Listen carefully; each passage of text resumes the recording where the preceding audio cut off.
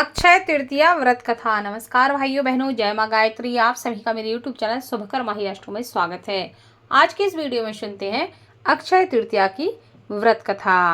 अक्षय तृतीया के दिन इस कथा का श्रवण अवश्य करना चाहिए। माना जाता है कि इस कथा को सुनने से माता भगवती लक्ष्मी की कृपा बनी रहती है।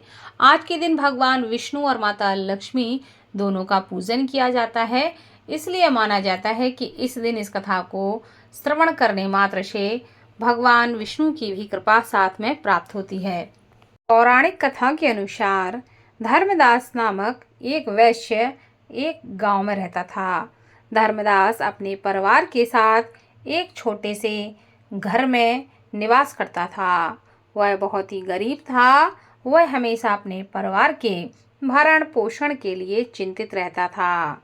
उसके परिवार में कई सदस्य थे। धर्मदास बहुत ही धार्मिक प्रवृत्ति का व्यक्ति था। उसका सदाचार तथा देव एवं ब्राह्मणों के प्रति उसकी श्रद्धा अत्यधिक ही प्रसिद्ध थी। अक्षय तृतीया व्रत के महात्म को सुनने के पश्चात उसने अक्षय तृतीया पर्व के आने पर प्रातः जल्दी उठकर गंगा जी में स्नान करके विधि पूर्वक देवी देवताओं की पूजा की। व्रत के दिन सामर्थ्य अनुसार जल से भरे घड़े, पंखे, जौ, सत्तू, चावल, नमक, गेहूँ, गुड़, घी, दही और सोना तथा वस्त्र आदि वस्तुएं भगवान के चरणों में रखकर ब्राह्मणों को अर्पित की। यह सब दान देखकर धर्मदास के परिवार वाले तथा उसकी पत्नी ने उसे रोकने की कोशिश की कि इतना शव व्यर्थ में क्यों खर्च कर रहे हो, क्यों दान कर रहे हो। उन्होंने कहा कि अगर धर्मदास इतना सब कुछ दान में दे देगा तो उसके परिवार का पालन पोषण कैसे होगा। फिर भी धर्मदास अपने दान और पुण्य कर्म से विचलित नहीं हुआ और उसने ब्राह्मणों को कई प्रकार का दान दिया।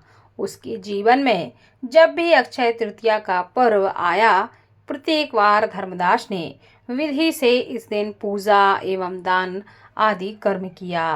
अनेक रोगों से ग्रसित तथा वृद्ध होने के उपरांत भी उसने उपवास करके धर्म, कर्म तथा दान पुण्य किया। यही वैश्य दूसरे जन्म में कुशावती का राजा हुआ।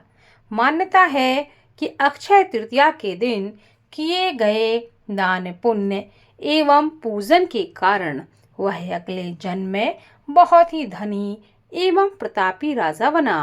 वह इतना धनी और प्रतापी राजा था कि त्रिदेव तक उसके दरबार में अक्षय तृतीया के दिन ब्राह्मण का वेश धारण करके उसके महायज्ञ में शामिल होते थे। अपनी श्रद्धा और भक्ति का उसे कभी भी घमंड नहीं हुआ। वह प्रतापी राजा महान एवं वैभवशाली होने के बावजूद भी धर्म मार्ग से कभी विचलित नहीं हुआ। माना जाता है कि यही राजा आगे के जन्मों में भारत के प्रसिद्ध सम्राट चंद्रगुप्त के रूप में पैदा हुए थे। जैसे भगवान ने धर्मदास पर अपनी कृपा की, वैसे ही जो भी व्यक्ति इस अक्षय तृतीया की कथा का महात्म्य सुनता है और विधि विधान से पूजा एवं दान आदि करता है, उसे अक्षय पुण्य एवं यश की प्राप्ति होती है। इसलिए अक्षय तृतीया की इस कथा को खुद सुने।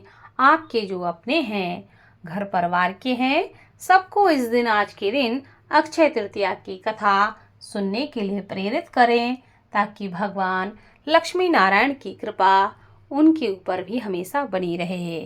बोलो भगवान लक्ष्मी नारायण की जय।